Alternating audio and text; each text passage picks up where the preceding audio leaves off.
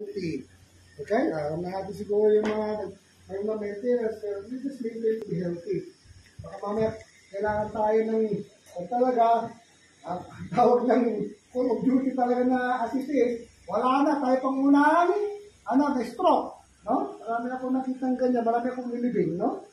So, sikapin natin na, okay, we're doing something. Simula sa ating sarili, no? And then to reach out now. Kaya mo yung brother, and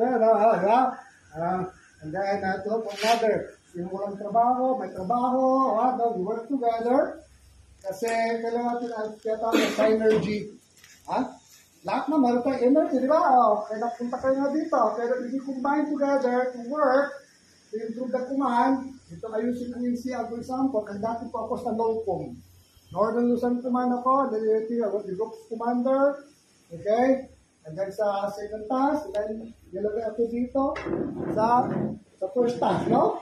Kaya sikapin natin na meron nangyayari na maayos.